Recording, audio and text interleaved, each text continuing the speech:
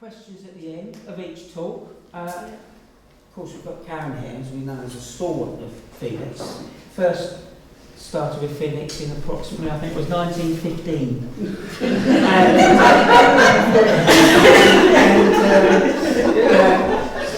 And been here ever since. And so, anyway, thank you, Karin.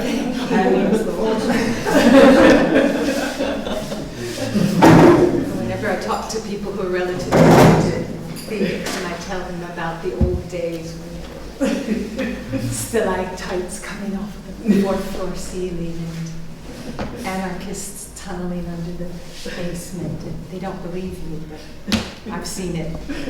I think there are a couple people in this room too who were there.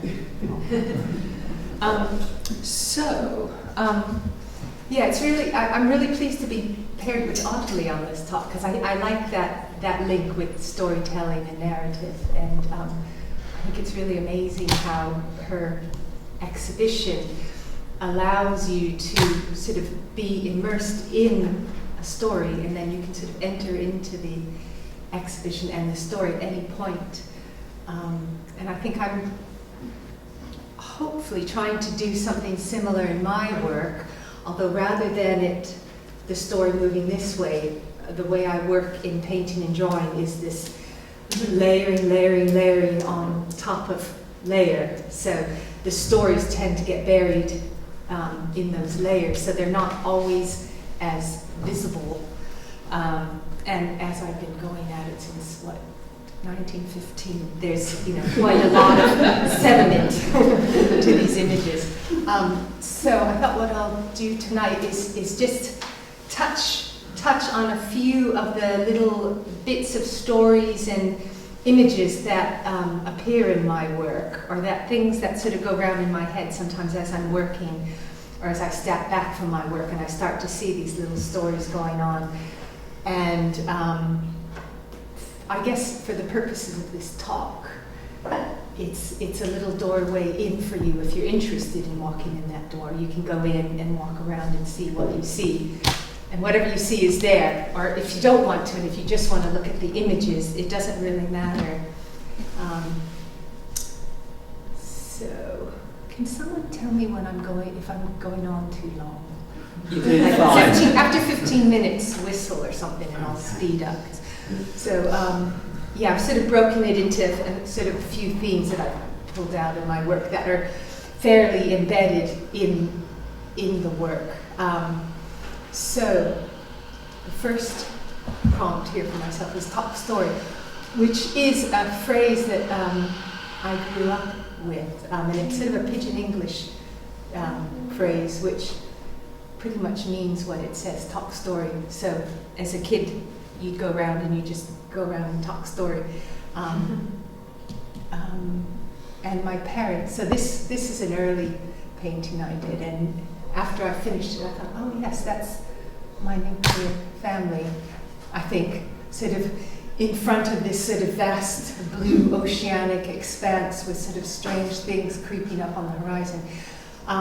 But in terms of this idea of talk story, I think both my parents were real storytellers. Or they weren't storytellers, but they loved to talk story, and they loved to meet people and find out about them and gather little bits of stories from them. And then they'd bring them back home and lay them out. And they really enjoyed that process of doing talk stories. So my mother would walk around the block with the dog, she'd talk story with the neighbors, come home and then share those stories. And I think for both my parents, it was a way for them to kind of gather stories, join them up somehow into some larger story, and then they could kind of put themselves in there somewhere. So it's almost like a way to help them locate themselves. So I'm drawing upon that legacy. So I'm going to just start out with a little bit of geography here. So this is a very early map of Hawaii, which is where I was born and grew up. And I think it doesn't matter in understanding my work, but to me it seems as though I'm constantly drawing upon this place and my very early memories of this place and the landscape and the culture and the stories, and a lot of memories come from this place. So this is a really old map that was done in the 1700s in James Cook, Captain Cook's first trip to Hawaii. So this map was done before satellites were doing mapping. So it's a very rough map. I think just developed from sailing around these islands and imagining the contours of them. So just to orient you, that's Oahu. So this is the island where I was born and grew up. So Honolulu is right here, which is a big, really big city of over 1 million people. Pearl Harbor is also right there, and that's quite a major part of the island. It's quite important strategically and politically in terms of world history. I think it's shaped a lot of people's lives, and it's had quite a big impact in my own family history. This is the Big Island, which I'll also talk about a bit later, which is the volcanically active island. That's where Cook and his crew first landed, and then they went through these islands. And this, Hawaii is the most remote archipelago on the planet. So it's in the North Pacific Ocean, and there's no other land masses nearby. So you've just got the whole Pacific ring. So you've got Asia, Japan, China, Korea. I think then you've got Alaska up here, then you've got Canada, west coast of America, and then it goes down to the South Pacific. But Hawaii is just like right in the middle of the North Pacific Ocean and extremely isolated. And I think that's shaped a lot of the history of the place as well, and my experience of growing up there and then moving halfway across the planet and planting myself in this other place. And I think as an artist, I'm still drawing upon this very early life, and it seems as though the further away I get from this place, from this location in time and space, it feels as though that influence becomes even more powerful, more distilled in a way. And I see that turning up in my work. So that's the name of the valley I grew up in. It's called Nu'uanu Valley, and it comes out of the city of Honolulu. And I'm putting up a few Hawaiian words just because I like to say them. In Hawaii, everyone pretty much speaks English, but most of the place names and names of plants and features in the landscape have Hawaiian names, and so we still we still bring these words into the language. And for me, using those place names and words, and often using them as titles for my work, I think helps me to create this connection, even though the name itself doesn't really matter. Nobody even needs to know what the name is or what the places I'm referring to. It's more just this sound that, to me, runs parallel with the imagery. So this valley I grew up in was this very lush, tropical, volcanic, it was on the side of this volcanic crater. And I think a lot of my paintings and my painting process sort of parallels the landscape and sort of the natural history of this valley, which was really heavily forested, full of all kinds of tropical plants that were native and ones that came in from other parts of the world and got a foothold in the island and then just started growing. And because there aren't real demarcated seasons in this part of the world, the vegetation just keeps growing and proliferating, and it never really dies back. And I think my experience as a child and teenager, sort of living in this valley and walking barefoot through these forests and climbing up these mountains and being sort of almost surrounded by this sort of tropical environment that was just constantly growing, and you had to keep kind of chopping it back and trying to sort of find your way through the overgrowth. And I'm putting up these paintings because I think perhaps some of my working process sort of mirrors that sense of being in this very, very verdant forest or jungle, and sometimes almost being sort of embedded in it.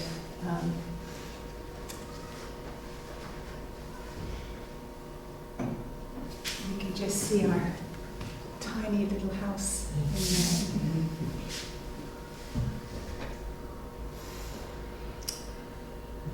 So these images. What size are they, Karen? These black and white sort of drawings are sort of like that size, and then the paintings are quite large. So probably the size are larger than how they appear on the screen. Yeah, they're really, really big. That's just sort of a schematic diagram of our home on this street called Kahawala Drive. So we lived on part of this circle, and this is my tree, which grew in our backyard, which was a mulang tree. It's this huge tree, and I used to just climb up that tree every day and sit up there and look down on the world. I think that's the tree, and then another tree in front of it, a plumeria tree, which I used to also climb up and fall out of. And that idea of climbing up into trees seems to be something that crops up a lot in my imagery. And I remember one day I was in a pine forest, and I was looking at these pine trees, with these really straight trunks with all these branches coming up, and they just looked like ladders. And I just had this sense of, a tree is a green ladder.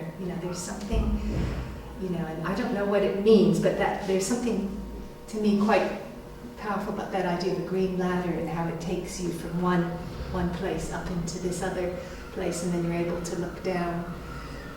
So the green ladder, or some kind of ladder, appears in a lot of the work.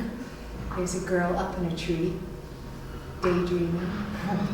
There's probably like a little dog down there waiting. A view from the tree looking down on the house. With certain things, this rainbow, which is in black and white, but in Hawaii it just appears in technicolor everywhere, because there's so much clouds and moisture in the air and ocean around, and then the sun's coming at different angles, so it just keeps throwing these weird rainbows all over the place. Double rainbows, ones that are in circles, ones that don't curve. They're just and there's a lot of mythology around the rainbow as well, which is interesting. Also airplanes. So from where we lived, you could see Honolulu Airport, and so you could just constantly watch these airplanes arriving and taking off all day. And in some ways, being in such an isolated place, I think for me, airplanes were sort of like my connection to the rest of the world. They were almost like these like lines or lifelines to other places. And so I find that airplanes have quite a powerful place for me, and they tend to appear a lot in my imagery. And I think in here they're kind of morphing into sort of organic forms, sort of plant forms, and almost like fish or amphibians or something. But to me, the airplane is this thing that moves from here to there and brings things in and takes you away. And also this fern frond here, which to me is sort of like another type of ladder form. It's kind of taking you from the foreground into the distance. Helicopters. Yeah, they were all helicopters coming down our valley, probably going from one side of the island, from a naval base on one side of the island over to Pearl Harbor, or to on some military maneuver. So they're quite a strong image that keeps moving through this very peaceful valley that is slightly ominous. They were also rescue helicopters because people would often go up this mountain and they wouldn't return, they'd just get lost because the mountain was so full of this jungle, and often people would just lose their way and they'd disappear, or they'd step off the edge of a cliff, but they didn't know it was a cliff because it was covered by these fern plants, and they just step into air and disappear. So often the helicopters were looking for people that went missing. So there's some, and often they'd appear in the middle of the night as well, looking for people, or taking troops to aircraft carriers. And again, the helicopters sort of have a morph into different types of forms. Again, this is an example of a lot of the work which is drawn two different ways. So it's as though they're two different worlds in the same image, and it can be read either way. So this way you get the profile of the top of the valley, this very steep mountain range called the Ottilie, where this very important historic battle took place, and which created a lot of ghosts,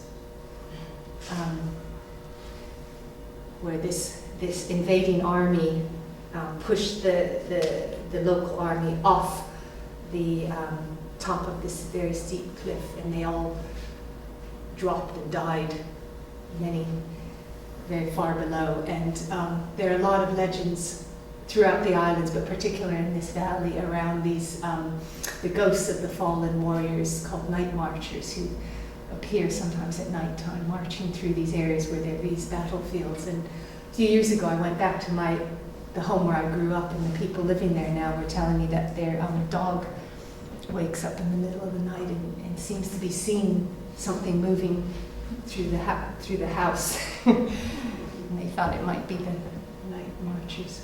This is a large painting, oil painting, again drawing upon the landscape of this valley.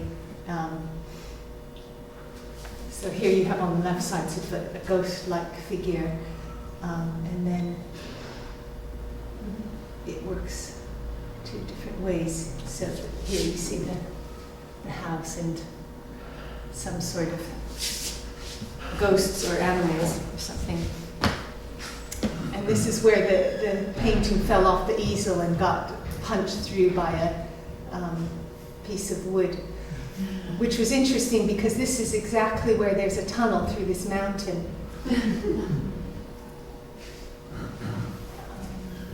Just a few more sort of more schematized images of the house on the mountain. This one, it's kind of interesting because in this tropical environment you have this aggressive jungle just kind of encroaching on everything, and then you have people trying to maintain these like manicured gardens and shape the trees, and there's a strong Japanese influence there as well. So some of the Japanese temples have been reconstructed in this tropical environment, and then they recreate a Japanese style garden, which is of course appearing very natural, but is actually very carefully designed and maintained. So I think this image was playing with the idea of the sculpted, carefully controlled nature, and then all around the edges is this jungle that's just waiting to take over. This is another image that works in different directions. It sort of came out of remembering our next door neighbor who used to grow hibiscus and orchids and all these different plants, and he was trying to maintain this very controlled garden environment, and then he'd cut back his plants and he'd chuck them into the forest. And then, you know, a year later I'd walk up in the forest and these plants had all taken root and they were just like forming their own colonies in the middle of the forest. Another painting, rabbits don't live in Hawaii, but wallabies do. There was a pair of wallabies that actually escaped from there was a zoo, and the wallabies were being transported, I think, to the zoo, and the cage containing them fell off the back of the lorry, and the wallabies escaped up into the mountains, and they just kind of disappeared. And then, like a generation later, a human generation later, they found that the wallabies had actually bred and they had formed their own colony, and they'd actually evolved into a different species, and they were just living in this little microclimate on the island. So that takes us to another theme around plant. How am I doing for time? 20 minutes. Okay. This is another, so now I'm going into night blooming. For me is a theme that I'm working a lot with in my current work. And there's actually a plant, a flower that comes from. This is a type of plant that the story goes that a bird was flying from Australia up to Alaska, and it stopped on Oahu on the top of a mountain, and it relieved itself on the top of the mountain, and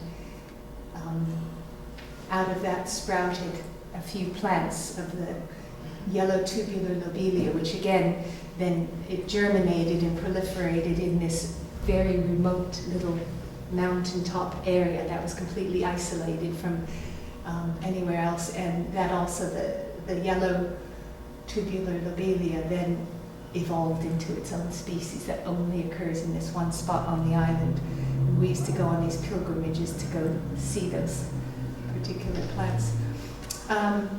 So this plant, this is based on a spider, but a lot of these drawings, I think, are also coming out of that experience of being in a forest or a jungle, and also that sense of identification, bodily identification with the plant forms.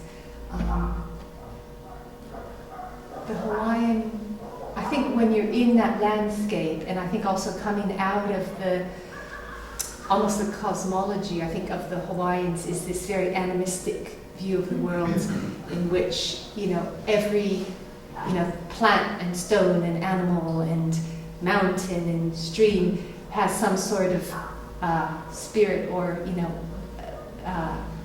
sentience, I suppose. You get that real sense there, that the plants are actually somehow alive, or and they're wild pigs that move through the forest, and the occasional owl, different animals which for the Hawaiians had sort of supernatural powers. They're called aumakua. And you can see when you're there, you get that sense that nature isn't just quietly growing and getting chopped back. It's up to something, especially at night time. They seem to come out. So a lot of these are sort of, I think, bringing together the body and the plants. Another girl in a tree.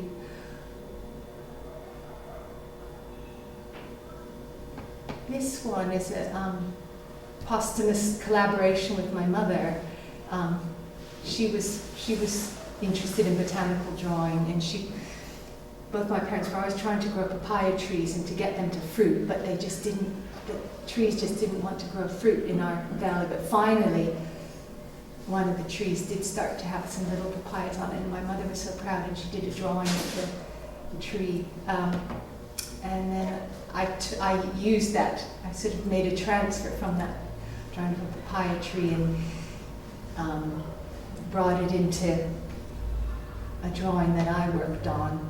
And I was kind of playing with the myth of Persephone, which is based on a pomegranate, and this girl who is brought into the underworld and eats a pomegranate seed, but this time it's instead of a pomegranate, it's a papaya. Another interesting plant is this palm, which is this very strong architectural form. You can see it better here. And I like the shape of it because it's such a strong sort of fan-like form, and it also kind of reminds me of a peacock tail or a I don't know. But and then I kept seeing these plants all around the island, and they seem to have appeared in the last 20 years or so, and I didn't know what they were, so I looked it up, and then I found out that this was called a traveler's palm. And for some reason I thought it was really interesting, the name of the plant, because it made me think about like palm and palm reading, and this idea that you would go to a fortune teller who would read your palm, and they'd say, you know, you've got a traveler's palm, you know, those lines. So that I like that sort of play on that idea of the palm and sort of destiny, and the palm being. This is the night blooming. So this is it's a type of cactus plant that grows in a few places in Hawaii. And there was one that was growing in our backyard, and it was this kind of rambling plant. And for just a few nights in the middle of summer, my mother would take us up into the backyard with a torch to look at the night blooming cereus in bloom, and we'd go up there, and it was really scary because it was really dark and lots of kind of animals crackling around in the bushes. But then we'd get up to this place, and there'd just be these huge white flowers in full bloom in the middle of night, and they were just these like really startling, you know, almost like starbursts or explosions, and they were just really amazing. And that image and that idea of the night blooming flower, I think, is something that also finds itself into my work a lot. And I think it's almost, for me, sort of a metaphor for something that blooms at nighttime. A flower, which there's something sort of unnatural about it or supernatural about it, or has some different type of, it's following some different pattern. So that form appears in a lot of the work, alongside some pretty ghost-like figures. This is a work in progress that's bringing in some of the plant forms. This is an angel's trumpet, which also grows in the valley, and which apparently teenagers eat in order to hallucinate, but it's also poisonous, so they can die, so it's a bit of a double-edged sword.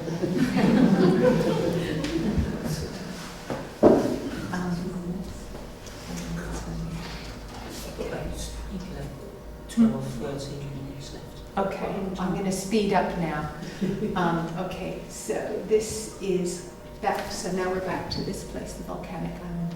Okay. So this is Kukailimoku, which is a Hawaiian, one of the Hawaiian gods, is associated with war, and appeared when Cook arrived in Hawaii. I think the crew probably encountered a number of temples which had these figures on them, sort of quite cartoony, but also ferocious looking figures. So I started to incorporate some of those images in my work, both quite literally and then abstracting from them. This is another version of that same figure.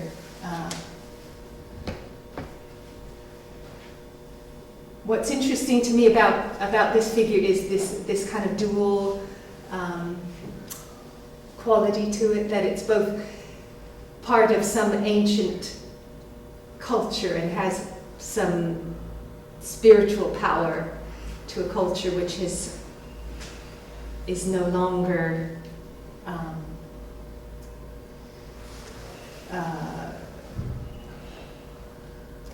it's no longer practicing that, but it's also been appropriated as a almost like an emblem of or a symbol of the exotic. So you get a lot of now tourists coming to Hawaii can buy a tiki, which is based on this figure of Ku, but you can buy all kinds of little figurines, and it's turned into almost like a lawn ornament. And so a lot of my work is playing with that sort of dual nature of this figure. This is another version of Ku, which has this emanation from the head. And it's not quite known what that is coming out of the head, whether it is an extension of the spine or some kind of marker of genealogy or power or a ladder, I don't know. But for some reason, I really enjoyed playing with that figure and often pairing it with other figures. So there's often this double figure of Ku with the female figure, and then these other double figures. Another version of Ku on the left with this kind of spiky head. There's a place called Ohonono, which is the city of refuge, which is on the Big Island, where you find a lot of these figures. And it was a place where people who were fugitives from the law could go to this place and get refuge. And it was filled with a lot of those more figures. In an early painting, I'm sort of bringing that image in alongside the image of the palm.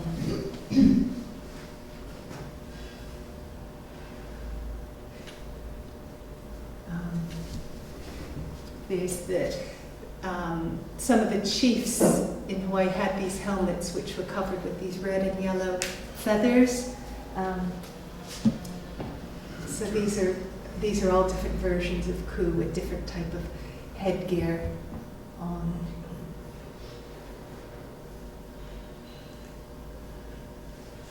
This is another painting where it can be viewed this way or that way, and they're different images and different narratives depending on which way round. And this is another figure which I think is from a female deity. These images came again from the same island, this volcanic island of Hawaii, where there is these other gods, Pele, who is the goddess of volcanoes, associated with volcanoes. So she's associated with the lava and the movement of molten lava under the earth and then surfacing different places on the earth, and that kind of fiery temperament. And then she's paired with a sister, which is a Sohiyako, which is associated with the forest. And so there's this constant sibling rivalry and dynamic between these two female forms, which I'm playing with some of the images.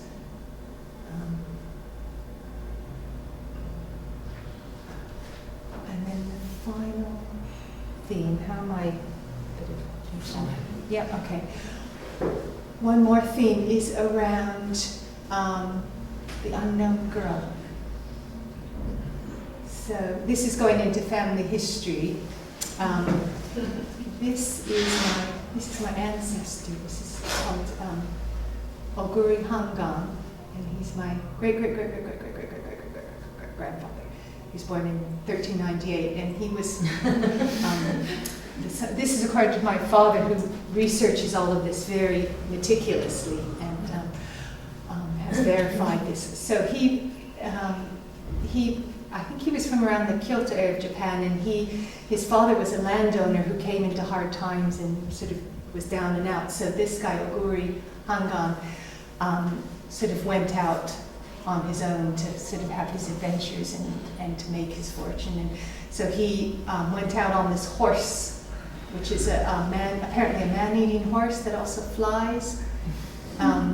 So he just traveled around Japan having all these adventures, which are, some of them are retold in these kabuki plays in Japan. But he is a real historical figure. And this is a woodcut by Hokusai, a Japanese artist.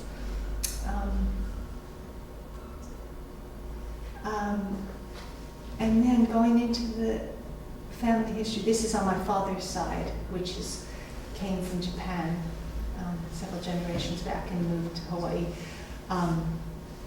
Looking back, as I look back into some of the photo albums and history, what I found interesting was that we knew a lot about the great-grandfathers and what they were doing, but then there were all these like girls appearing in the pictures that I thought were really interesting, these faces, and nobody knew who they were.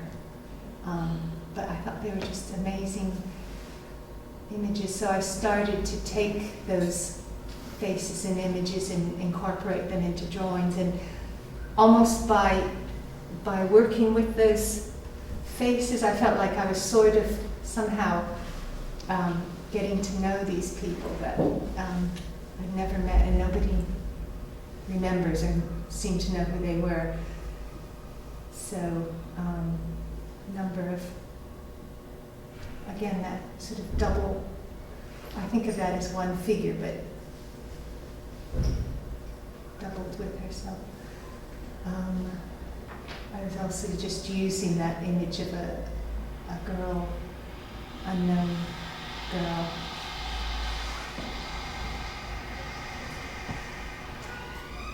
Again, all these faces were taken out of, from photos and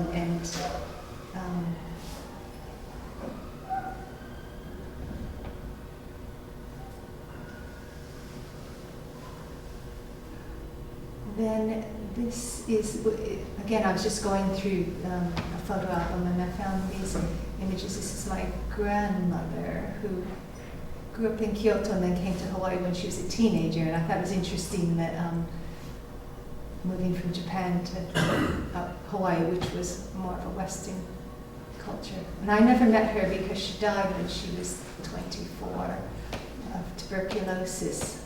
So, but my father said my father was only 3 when she died, but he always had this photograph of her up in the house, and I think he cut her picture out of a larger family photograph. So I always had that photo of her, so I was using that a lot, and also playing with that sort of double identity or dual location, someone who's sort of in both places and moving between 2 cultures, and also literally, you know, in an image that flips or rotates.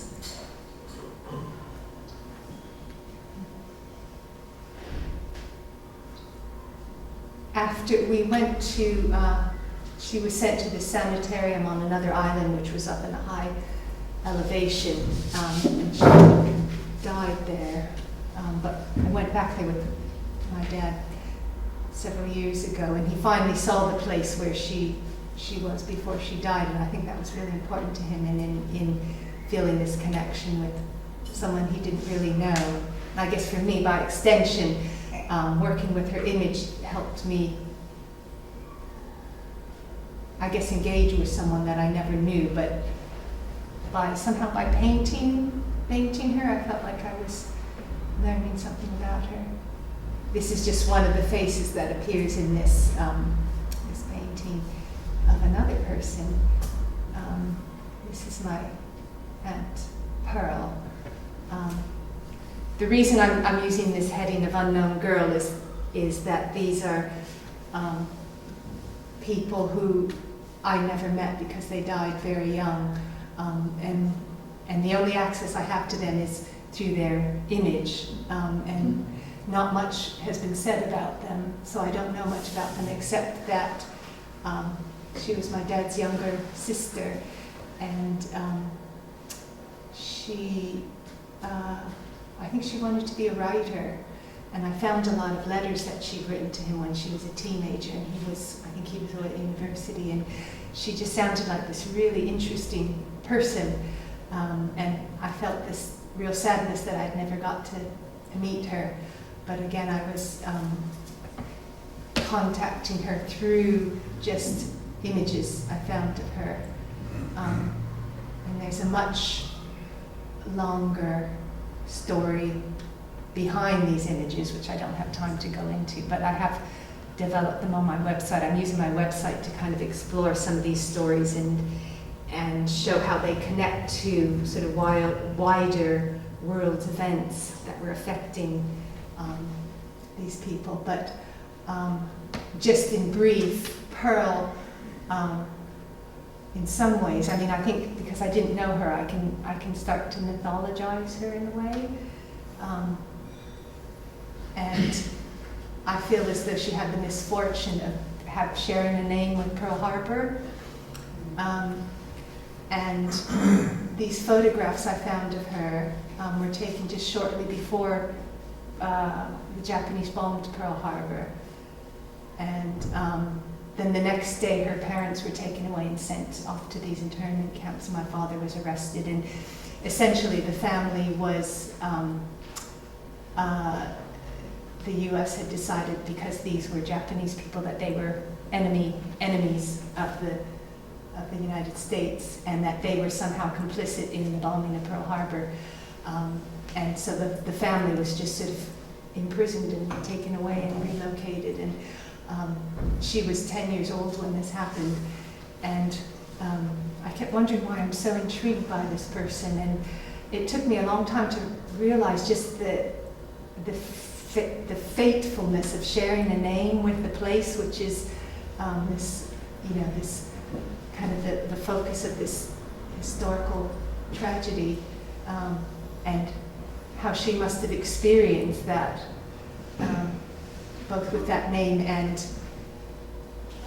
being not in Hawaii, which was a US territory then. You know, she was a foreigner and an alien, and she wasn't really considered to be belonging there, but she wasn't Japanese either, so she was sort of a person without a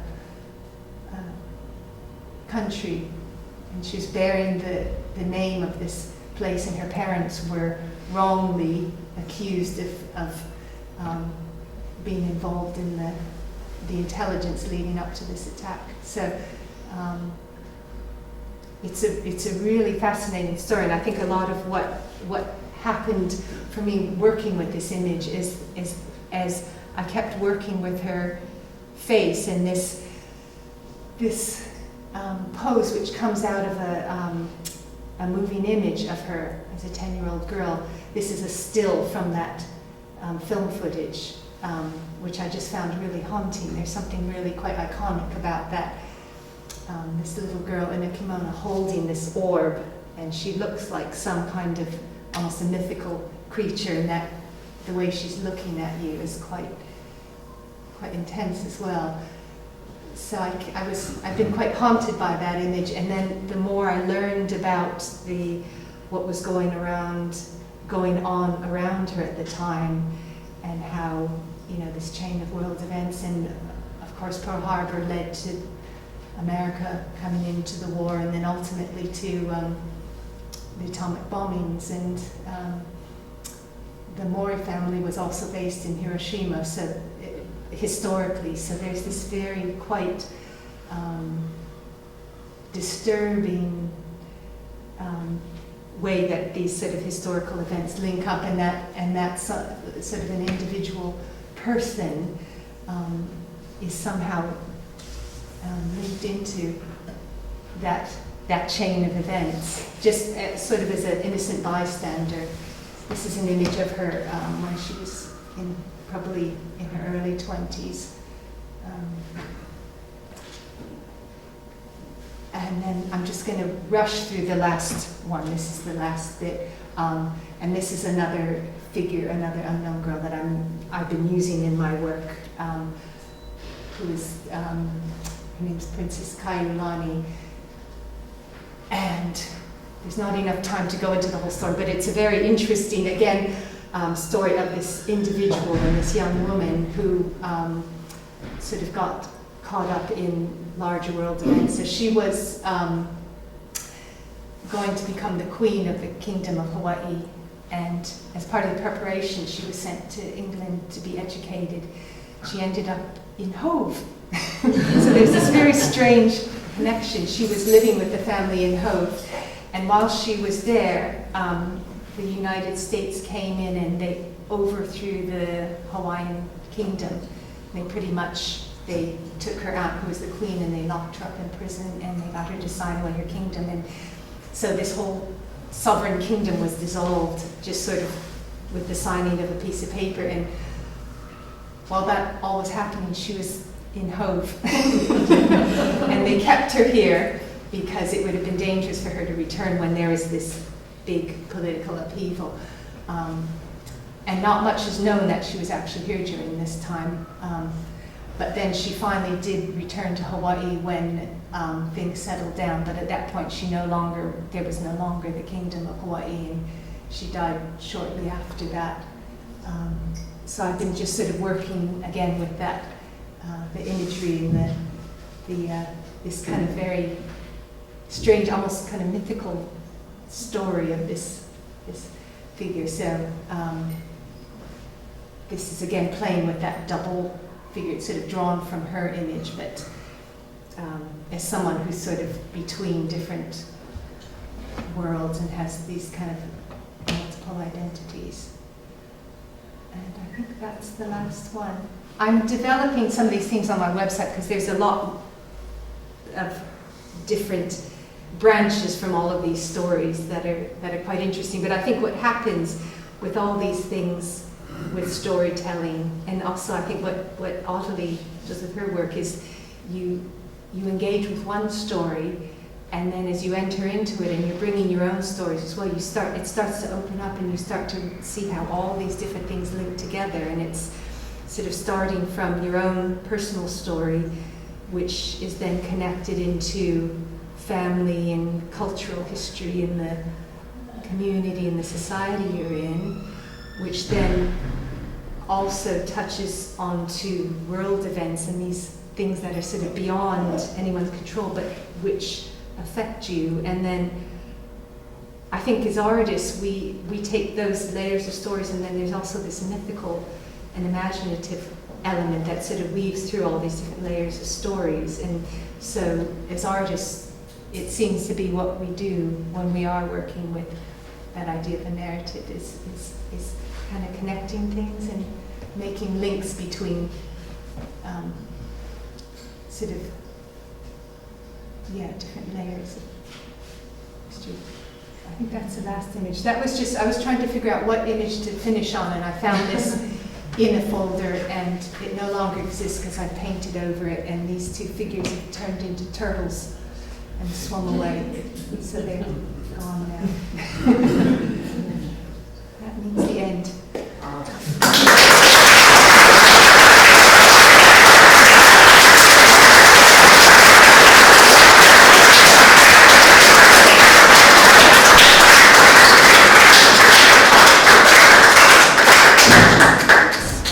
If anyone has any questions, I'm sure plenty actually. Please go ahead.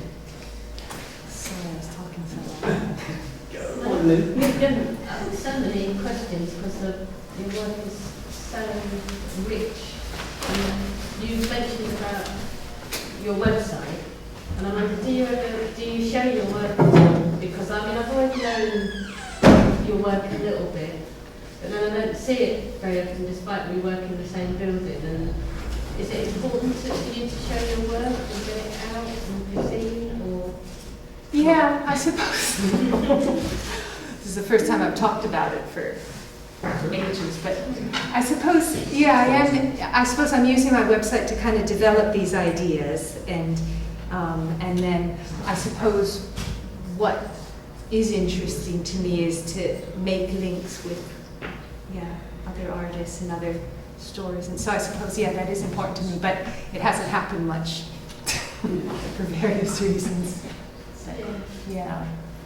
I'm fascinated by the way you talk about the layers of your visual narrative and how it parallels with how you described your mother and taught the story. Is that right? Yeah. Talk story. You know, of her positioning herself within a community, within an island. And it seems that, you know, in your work you're doing something similar, with positioning yourself within all these narratives. And I just, what strikes me, I mean, I think your use of colour is really beautiful, and I just wondered how you see how colour functions within those different narratives. Ooh. That's an interesting question. I think for me, colour is always an issue because it brings like this whole other dimension to the work, and often people say, "Oh, yeah, that there's something very tropical or there's something quite exotic about your use of colour," and I think I'm very drawn to colour because it's so sensory, and for me, I have a lot of personal associations with it, but I also feel that sometimes it gets in the way of form and clarity. But I mean, for me, it just really opens up the space in a really, beautifully dynamic way, and the way you're using line with it. It's such a contrast, and I really like those pieces. Oh, good. I'm glad that you find the colour. It's expansive on its own. That it does have that rather than. What are you working in? I mean, what medium? There's lots of drawings. So the drawings are sort of mixed media on paper, and there's some collage and lots of different, very, very mixed media. And then the paintings. Most of them are on oil paintings on canvas, and some is on board as well. How do you find it? Because you live in Brighton now, do you find that the memories just come back to you and that it's really kind of easy to reconnect with your island heritage in your work, or do you want to start painting kind of Brighton type subjects? Yeah, that's an interesting question because I'm always asking myself that, and will there come a point where I'll flip it to start doing Brighton work? And it's strange, though, that it seems that there's something very, very tenacious about this memory and this, and until very recently I was going home, every year, and I had family there, and so I was spending, as much time as I could there, and while I was there, I was just really immersed in the place. So I think I was constantly traveling back and forth, and when I was going home, I was gathering things and, kind of really gathering a lot of things that then turn up in the work. So it will be interesting, though, because I think I don't have so much of a connection there now with family, so whether I will start. But it is interesting that what you find then is, as you start to talk story with people in Brighton, you realise, well, actually, they've got a link with this, and then this links to that, and, that there are actually some really interesting links between the two places. And so to me, I guess I'm really interested in that space between the two places, what goes on there. So, did you always do turning the canvas or the paper? Have you always done that? Because it's a really interesting, like there's no right way up. I've always done that, and I just keep, and even the big canvases, and that's why I have like shoulder problems from turning heavy canvases around, and it seems as though I constantly do that because I'm thinking about the work compositionally and abstractly, and it seems in order to do that I have to keep turning them. So there's really no right way up, actually. So a lot of those pieces could be viewed from any It's a bit like that short story thing, which was like that. Your whole surrounding, isn't it? It's sort of like there's no right way up in the neighbourhood or whatever. It's all from different views. I think it's also interesting when I was looking at that map of Hawaii. When you're in Hawaii, the east, Asia is actually to the west of you, and the west, which is like North America and Europe, is to your east. So everything is, in Hawaii it's called kapakahi, everything's top to front, back to side. And I think, and when I used to Skype my parents, I'd Skype them in the evening and the sun would be setting over here and the sun would be rising over there as I was talking to them, and we'd watch the light change. So it would be getting darker and darker where I was, and it would be getting lighter and lighter where they were. So there's that constant feeling of being on these two different sides of the planet and having two different points of reference. Yeah. You must really miss that kind of connection to the landscape there, because it's so much more vivid than what it might be here. I mean, just from Sometimes when you're away from something, it makes it more vivid, doesn't it? True. Well, is it? And you've been to Maui. I mean, it is an incredible landscape. Yeah. It is amazing. And again, I think it is something about the distance that actually intensifies certain colors and certain things make them actually, more intense. Yeah. So I just wondered, what was the point that you sort of started expressing like that history of yourself? I mean, when did you start?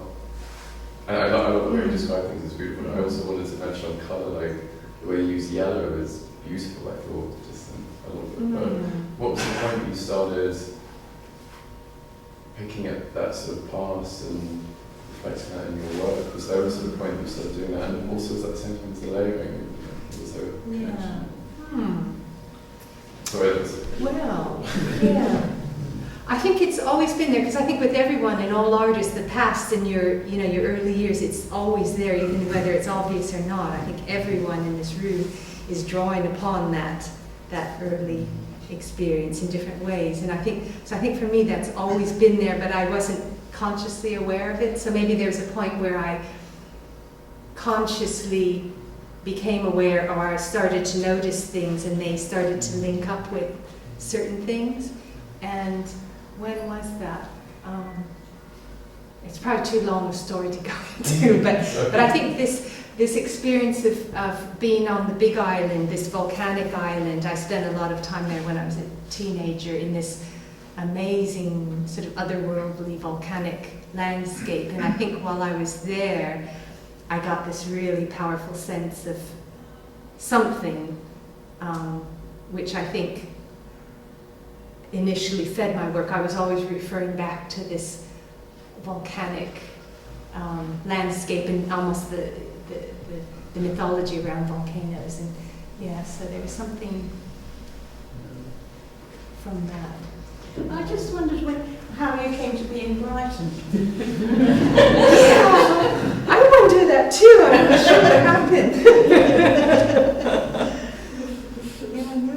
I got a teaching job over in West Sussex. I was teaching art for a while in Arundel. I was living in Arundel. And people said, "Oh, do you realise Arundel isn't like the rest of England?"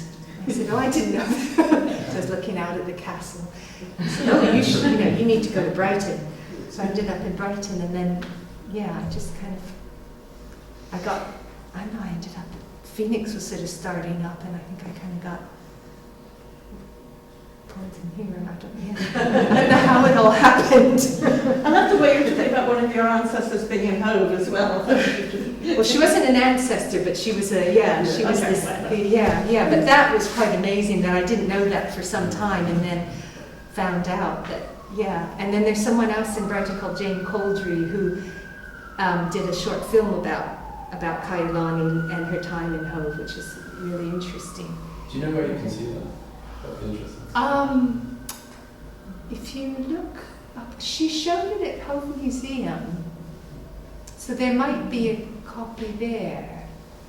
And I think I put a link on my website, I'm not sure. She was doing sort of a blog about it.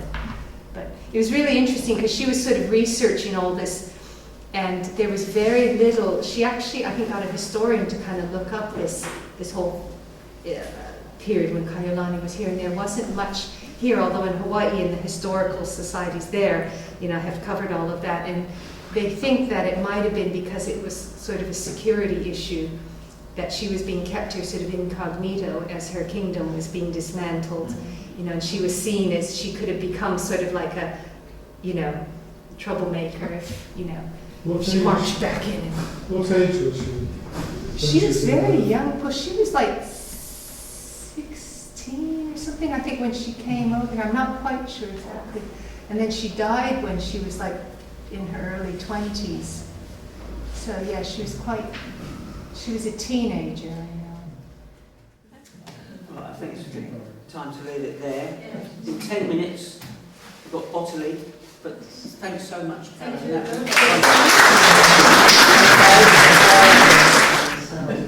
I'd like to welcome Ottilie Hainsworth,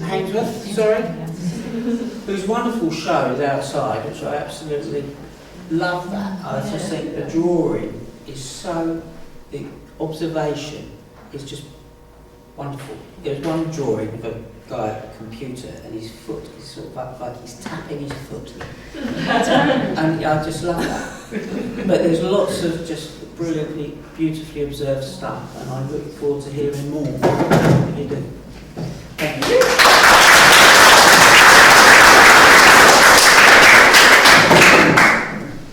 Hello everyone. My voice is quite quiet, so just tell me, wave if you're at the back and you can't hear me, and I'll speak a bit louder. So now it's how to follow that wonderful talk that Karin did before, which was so seamless and beautiful. Mine might be a bit more bumpy, and it might not last a full half hour, so just do as long as I can. Okay, so I'm just going to tell you a bit about my history of drawing and art and sort of what it means to me and a personal journey through art. So I hope that's kind of interesting. I've always loved drawing since I was really young. I was always drawing as a child and an adolescent. And I think what it meant for me was it was a kind of escapism from messy world and from my family and complicated feelings, and it was also a way of self-expression.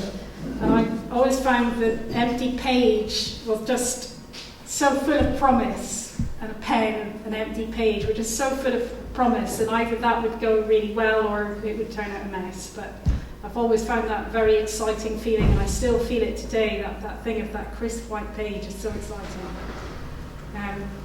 As a teenager, I suffered really badly from anorexia for a while, and drawing was a way of, I think what I was doing when I was anorexic was kind of trying to draw perfection and drawing kind of these asexual beings in kind of beautiful outfits a lot of the time. And this is a comic which I produced when I was at that time about the experience. I was attempting to draw how it felt to be sort of mentally ill, and it's really difficult to draw that when you're not actually in the middle of it. I was in the middle of it then, but since then I've tried to kind of go back to that time and to draw how that felt, a sense of isolation and of being in another world. And so this is an etching which shows me at the top in this icy world, and then my family below all eating a meal and kind of missing me and feeling sad. And I guess I have a family of my own now, so I see it from the other side, but I kind of, it's very hard to kind of go back to that experience somehow when you're not in it. It's like another world. So these are drawings that I've done at different times about the same sort of experience and how different it is to draw it at different times. At that time I was intensely self-obsessed, and now I can see that it was about the family in crisis, really. So these are themes which I have returned to in my work, not through any fault of my own, but I just kind of, that the family has come up again and again as a kind of a theme in my work somehow. When I was young, I really loved illustration. This is Edward Ordizoni. One of my earliest memories is sitting on my granddad's knee, and my granddad was a really brilliant drawer. And he used to, when he was away in Syria during the Second World War, he used to he used to write these little letters home on little pieces of sort of papery toilet paper, which were really beautifully illustrated with drawings of him on his horse and different adventures that he had. And I think I've always, in my mind, I've kind of muddled him up with Edward Artisoni somehow. I sort of feel as if Edward Artisoni was my granddad, because his work is kind of similar. And just that sense of, I think there's something about really good illustration which makes it look kind of effortless, and it has a sense of familiarity somehow. Loved Edward Artisoni. When I was a teenager, I got really into comics and graphic novels, and this is from Love and Rockets, which I just really admired it, and I was very conscious of it was moving on a stage into something a bit more kind of anarchic, and I was mad about Bowie. I just loved David Bowie, and I think that since he's died, like a lot of people, I think I've realised what he kind of meant to me. That kind of raw edge of your learning bubble experience of actually that Bowie sort of sorry, talking rubbish. Basically, I really like the way that Bowie encourages people to be just pushing themselves out of their comfort zone, and I feel like that's something that has actually really influenced my approach to my own work. And this is the work of Linda Barry, who's just a brilliant American comic artist. She's also a teacher, and she came up with the phrase auto-fictional biography, which is something that I use a lot in my work today. And what she did was she tries to help people to get back to discovering this lost sort of tale of kind of art that they lose somewhere as they're growing up. She thinks that you're born with this innate ability to draw and to create, and that somehow it gets lost along the way. And she really believes in helping people to kind of rediscover that. And I've found her work really kind of healing and really helpful, actually.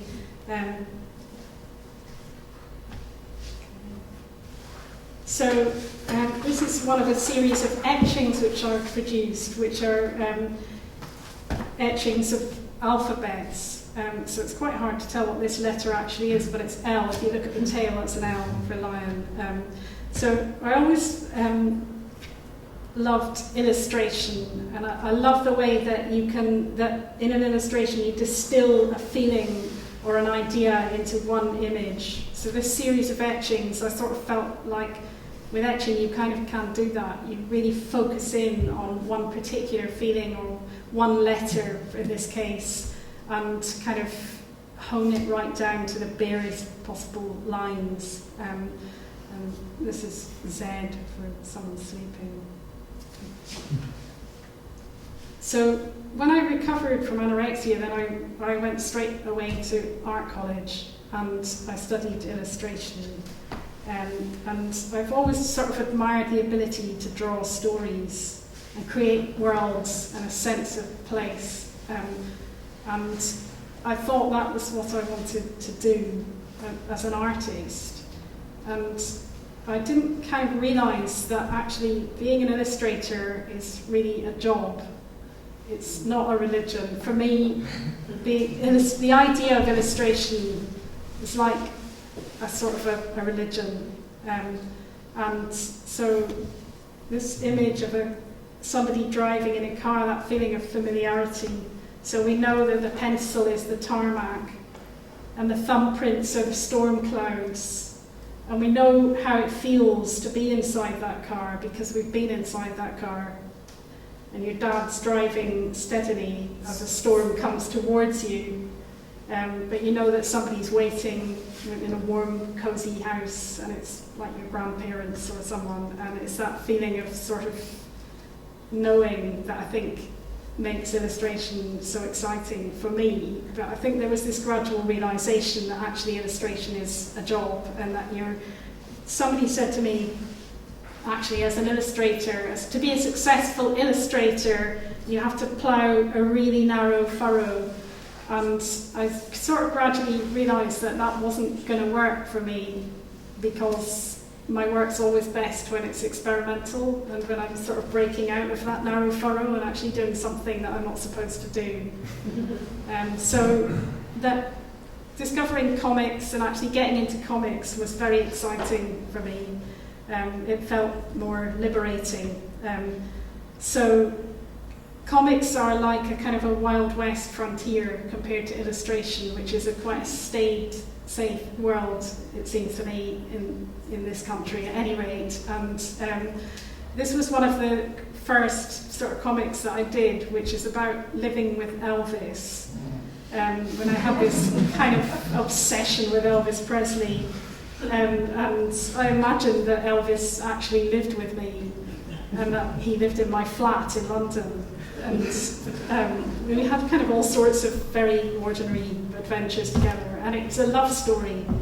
And I think for me that was a kind of it really mattered to me that I drew this story about Elvis, and I really meant it. And I found a way of working which wasn't sort of this crisp lines, panels. It was more me, it was more messy. I used ink and pencil and charcoal and Tipp-Ex and glue and just kind of cobbled it together. So this is the story of Elvis living with me, and we have some visitors over. So I was saying, "Oh, hi Marlon, come in. Take your raincoat off, it must be wet, it must be soaking." "Thanks, it is rather wet." "Marlon, meet Elvis. Elvis, this is Marlon Brando." And they're not too cute, they don't like each other very much. And then I hear the bell ringing, "Pring! Elle, will you put a tape on while I get the door?" This states it a bit, actually. Tape. So I'm running down the stairs, and of course I'm thinking about my ex-boyfriend, Rod Stewart. And he's I can see him on the other side of the door, looking as suave as ever. "Hi. Hi, babe. It's been a long time." I don't know what's happening in that panel, but... "Yes, too long, Rod. You must come and visit Elvis and I more often." And this is when Elvis came to visit my grandparents. "We're very pleased to meet you, Elvis. Ottie's told us all about you. Only the good things, I hope, sir." So Elvis is just full of charm in every situation. So what was nice about doing the Elvis stories was this sense that people actually connected with it and found it very funny. For me, that's kind of what art is a lot about. It's about people connecting with it. So I've been really pleased how people have reacted to my exhibition. I just seem to kind of get it. I know that's probably really shallow.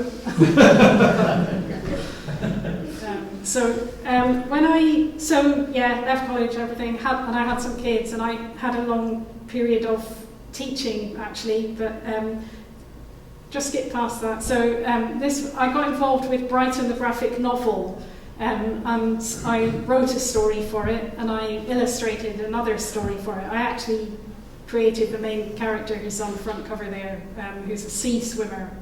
And it was a brilliant project because it got loads of artists and writers together, and I just found it very sort of exciting to be involved in a collaboration like that. It just gave me a sense of context, having had a lot of years of kind of floundering a little bit and trying to work at home in my living room, and it just felt like someone actually cared what I did. So anyway, that was, So I found the comics world really unintimidating and friendly, and a lot more sort of male-dominated than the illustration world, but actually, to be honest, I found it much more kind of accepting and much more easy to handle world. And I also got involved with a thing called Ladies Do Comics, which happens in London once a month, which is a really brilliant forum where all sorts of, but you don't have to be a lady, but all sorts of people show their comic that they're working on or their graphic novel. And that was kind of a revelation for me. Again, it was this sense of building up a bit of context around my practice, so that it kind of mattered.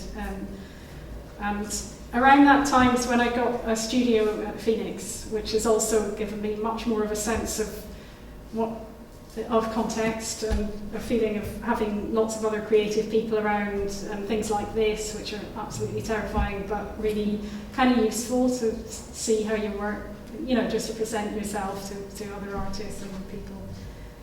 And it was about that time that I started thinking that I'm going to actually dedicate my life to drawing and use that in any way that I can to kind of either to connect with people or to make money or to, you know, that's my thing basically, is drawing. I was so chuffed the other day when Alan, the painter, said to me, "Oh, you really know one end of the pencil from another." No greater compliment.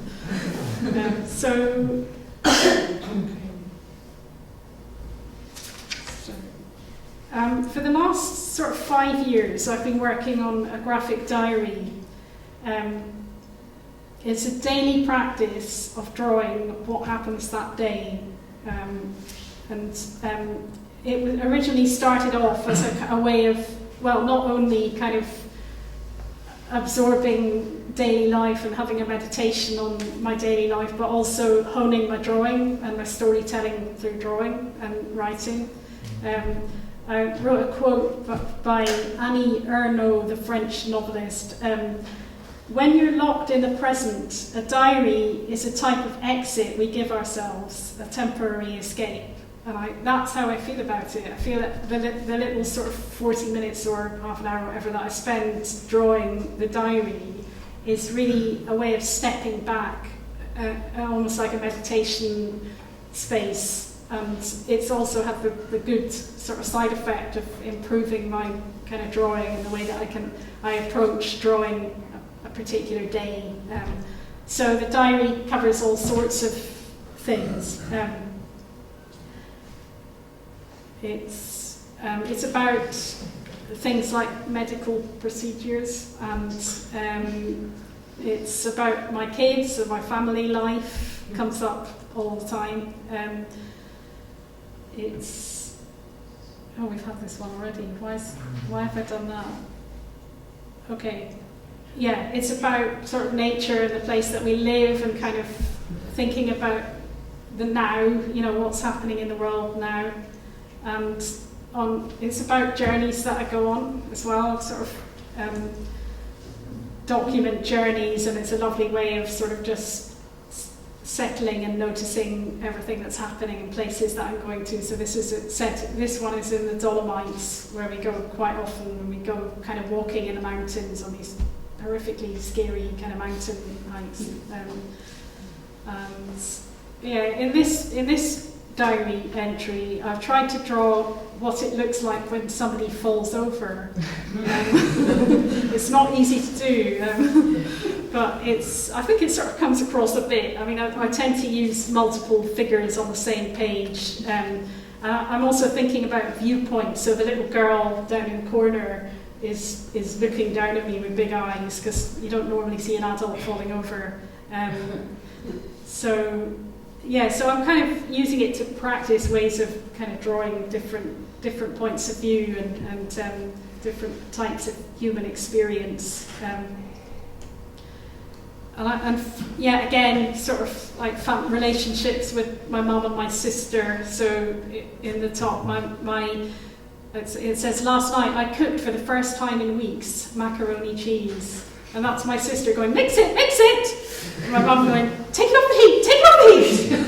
Oh my God, Anne's desperate to take over. And family dynamics, a holiday row erupts. "I never once said that," but there was a definite undercurrent. That's been my sister. So it's a good way of kind of trying to work out what happened there, what was that. So this is the bigger picture. This is us going for a walk in a lovely woods earlier in the day. This is the hottest July day on record. So hot. I feel I'm sleepwalking, trying to plan and to get organised. Had a cup of tea and my rage exploded.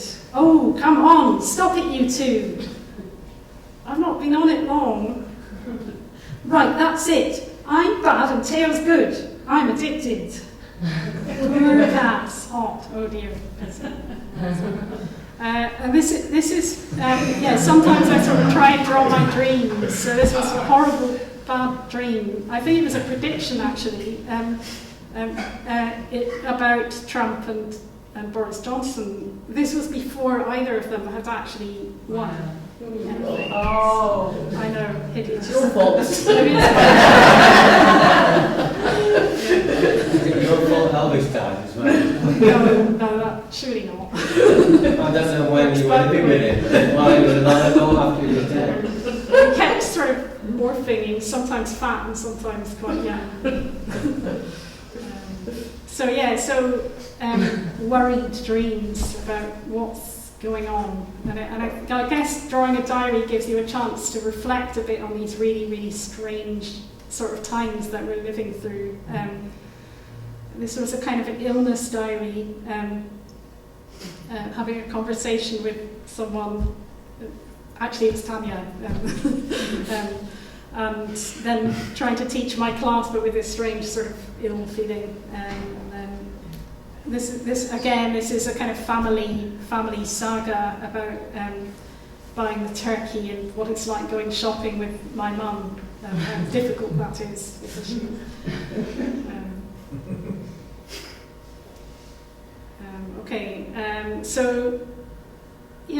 I guess what I found through drawing the diary is it's like writing a story where you have to just focus on each little bit of what happened as it happened in order to tell the story, and that involves really looking and observing people and the kind of things that people say and how things feel, and I guess that's a big part of my what's been useful about drawing the diary is actually it makes me really try and observe and look, well, what does her hair do, what kind of expression does that person use and stuff. So it's a good way of really kind of trying to engage with life. So in that sense, it's quite a nice thing. That's another one. When I first started drawing the diary was when I was having an operation on my nose, and I think I used it as a way of distracting myself from being a bit freaked out about having an operation, and the surgeon, the handsome surgeon, Duncan Bain, absolutely loved it. He was delighted, and he asked me to send him a copy, which he then showed to all the nurses, and I think he liked it that I'd written that he was the handsome, personally. But one thing that he said to me was, he told me what size of hole they'd have to cut out of my nose. And he said afterwards that I'd drawn it exactly the right size, down to the last millimetre. So somehow, knowing that I had to remember that for the diary kind of helped. So I've been teaching a lot of kind of classes and workshops for a long time with kids and adults. And organising art events, such as this was the black and white open house, and it was I think it might be the first or only children's open house in the May Festival, and we ran loads of workshops to get kids to kind of make all the different artworks that were going to be in the show, and it was very sort of interactive show, and it was brilliant actually, and it really boosted my confidence. Having not done anything for quite a while, to run all this whole thing, and then to have hundreds of people coming to see the exhibition. These are kind of portraits, and I think I found being an educator a really important part of my practice. Not only in terms of making money, but also it's just to connect with people is kind of really healthy, and it actually kind of helps me in my own practice, because also when you work with people, you have to accept their limitations, and you have to kind of make the most of what they can do. And I think for me, it helped me to do that with my own work and to come up with a more accepting sort of attitude, having been quite sort of perfectionist about it. I've done a lot of work with an organisation called Little Green Pig, which is a creative writing organisation which goes to schools in sort of deprived areas. And I've worked as an illustrator for them, but last year they employed me to do a graphic novel project, which was really good fun, really lovely thing to do. So that's Little Green Pig. And in 2017, I published my first graphic novel, Talking to Gina, which was published by Myriad Editions.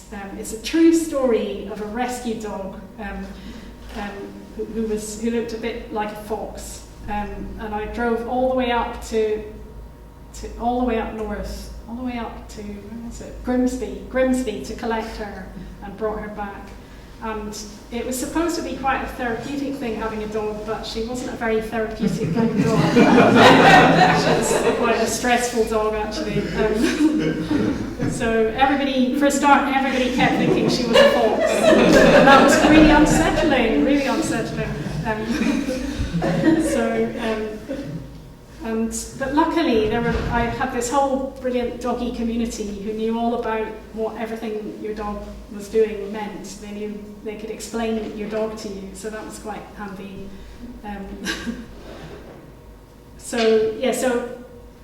So I really enjoyed having a dog. Unfortunately, it's a bit of a sad story because my dog actually died, and so it was a story about loss, really. So this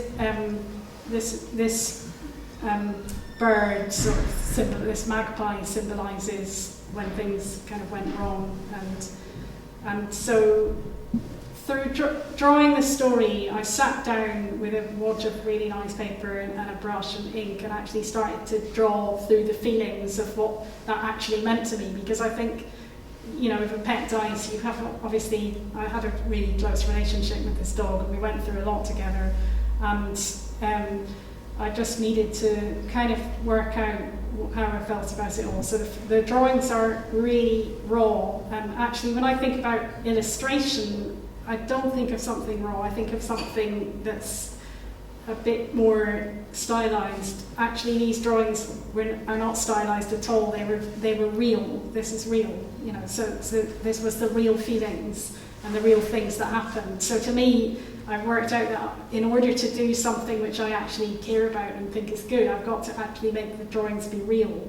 I don't know if that makes sense, really, but and I think that's what comes across when you read the book is and why people have quite a sort of a strong reaction to the book. A lot of people, when they've read it, they end up crying and stuff. And I think it is, for me, it was a very cathartic process to actually do that. And I think for me, art is about catharsis and kind of dealing with your feelings about things. And so that, for me, is more important than accuracy or commerciality or anything like that. It's about it's a real thing. It's something that's real. So, and also through drawing this book, I again made a connection with people, a real connection that people kind of understood and people felt it. And to see that reaction was very exciting, actually, for me, and very, you know, I'd be sitting watching people reading my book and welling up, and in some ways I sort of was like, oh, right, okay, you're welling up, okay, that's good. And, you know, which, you know, because for me the emotions had been dealt with through going through the whole process of making the book. And now I'm just coming to the present, which is my exhibition, Living Wallpaper, which is out in the corridor. And I've been really, really thrilled that I actually signed up to do the exhibition, because it's made me kind of work in a different way. So I've hummed and hawed for a long time about how I was going to approach the exhibition and the space, and thinking, oh no, I'll have to frame stuff, that's going to cost a fortune, and eventually decided I would work on found surfaces and draw things related to the Phoenix and to my time here and to the surroundings, so like the level and things that I felt recently about the environment, and so I drew all these things up in the studio and piled them all up, and then I brought them and I kind of stuck them to the wall. Basically, they're starting to peel off now, but some of them. It was really nice working bigger, and I've always enjoyed drawing characters and people, and again it feels like I feel like that guy in the middle is a real person. I actually feel like I know that guy, and so it's quite sort of fun to see him up there on the wall and set him in a space and think about the walls as being a space with distance and perspective and stuff, and playing around with that, and pigeons. So yeah, and also what was really nice was how the wall, the shape of the walls is almost like a giant sort of comic or a scroll or something. So I kind of wanted it to be a bit like as you walk along the walls as you walk along that you'd see a story unfolding of some sort, so that lots of people have come up to me and said, oh, is that such and such there? And it might not be the person they think it is, but actually I'm glad that people are kind of reading into it, because that's really nice that people can find their own kind of narrative in it. I did think about putting words with it, but then I ended up kind of running out of time, and I'm quite glad that I didn't put words with it, because I think that gives people's imagination space to work. And that's the end.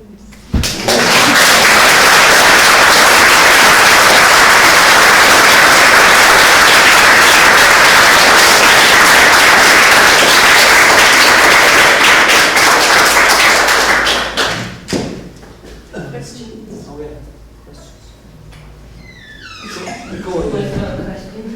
So when's your diary coming out when's it going to be published? Well, I've got a huge, massive box of them. I've not scanned them yet, so I've got to start scanning them, and then once I start doing that, I can work out but I would like to publish it. Does it cover a particular time period? Yeah, it's from, it's about sort of 5 or 6 years until, it's ongoing. Yeah. Is it watercolour? Yes, I use a pen and watercolour. Yeah. Oh, right. I like very much about the way the viewer inhabits space in the corridor, because you can become part of the sort of the narrative that you've laid out there. That sense of scale, because you play around with scale quite a lot out there, which I thought was really interesting. Yeah. Well, it was kind of slightly accidental, really, but because I had all these various sizes of figures, and then putting them together, I didn't really have a huge amount of time to think about it, so it's fairly spontaneous. But yeah, I quite like the way it's worked out with a bit of playing with scale. I've taken a couple of photos with my daughter in the foreground, and actually it looks really interesting with people in the photographs. Yes. And it becomes quite three-dimensional as well, because you turn around and, oh look, it's another one! It's lovely. I just want to say thank you so much. It was so generous and just really amazing. Thank you. And hear that. Thank you. But can I ask a question as well? When you said that there was a point in your talk where you said that you, I can't remember what it was, whether it was when you came to the Phoenix and got your space here, or whether it was when you were teaching, but there was a point where you felt a real sense of context and sort of relief that it wasn't just you in the living room. Yeah. Oh God, I really, really relate to that so much. And was that when you came here, or? Well, it was when I got involved with Brighton, the graphic novel. Then I suddenly felt like, oh, there's all people around me, and they're asking each other, well, what have you done yet? And what have you done yet? And it was signing up to do that. That was the moment I felt, yeah, I found it now. I found it again, having lost it for a long time. So yeah, definitely.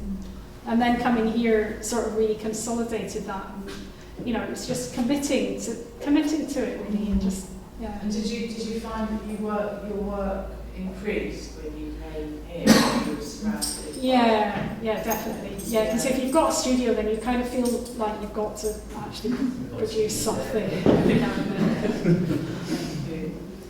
Did you and Karen, were you aware of each other's practice? Like this, curiosity in terms of...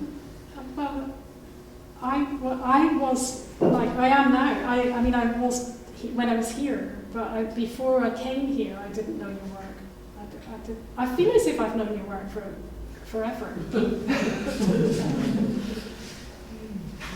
I saw some pigeons the other day, and because I'd seen your images already, Ottilie, I just saw them in through your eyes. I don't know they're actually pigeons.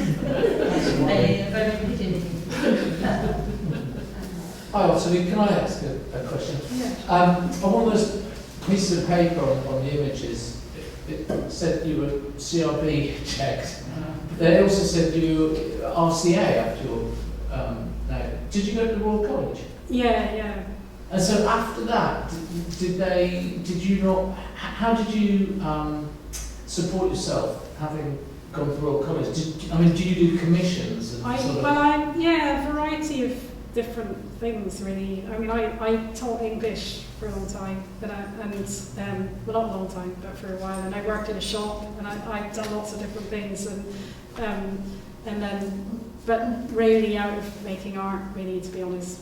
The whole thing of trying to get work as an illustrator was really, it just brought out the worst in my work. That just didn't suit me at all, really, to be honest. Thank you. Yeah, because I can see that, what I think is so strong about your work is this sense of, it's a lyricism, it's a kind of, there's so much, you're actually not illustrating, you're opening up these spaces that you kind of, that you enter with the work. Does that make sense? Mm-hmm. So, because I always think, well, illustration, it has to accompany a narrative, and it has to sort of have a link or a parallel, whereas your work does something completely different. Yeah. I mean, I still wish that I was an illustrator. Deep down,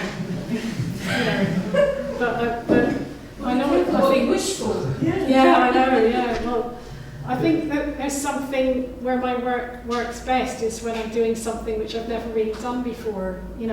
Something a bit different, and that makes me feel excited. So, it's the best really. Do you know the work of Nancy Spiro? Yeah, a bit. Yeah. Certain connections. Have you acknowledged a way to open that also? Because if you're teaching and you've got a family and you've got all that sort of stuff happening, because I've tried to work full time and do it, but it hasn't sort of worked. And I just wonder, when you're doing all that, can you acknowledge, is there something that you do maybe that makes you acknowledge, like, this is my time to sit down and do this, or how do you acknowledge that moment that it's time for you to sit down and create and enjoy? I try and, that's why I started the diary, because I didn't have, loads of time to get really into my practice, so I needed something that's really portable, and I just have quite a sort of an A5 book that I just kind of carry around with me, and I can just sit and draw in it, and I've got a bit of a nerdy fixation with different types of pens, so I've got these pens, and I just really enjoy having that moment, and I've had it for such a long time now. It's just a habit, that it's just something. But actually, I don't even think of that as being like my work. It's just something that I just do, and like brushing your teeth or something. But when you started out, how did you get into that? Because that must have been quite. It was it was a decision. It was when I remember walking along the street one day, and when I was going to get this nose operation, and I remember just starting to notice things, thinking I could just actually start drawing what happens of a day, and just kind of let that be what I do, and because it makes me feel much sort of calmer if I actually do that. So it's a kind of a mental health thing, really. to be honest, in a way. So, yeah. What's the relationship of your children and your partner with the diaries? Because they must be feeling constantly observed. They just, mostly they just ignore it. They're not that interested anymore. Until it gets published. Well, yeah, that's the problem. Yeah. I think they have to be edited quite a lot. Tipex. Yeah. Yeah, you joke, but actually Tipex is amazing.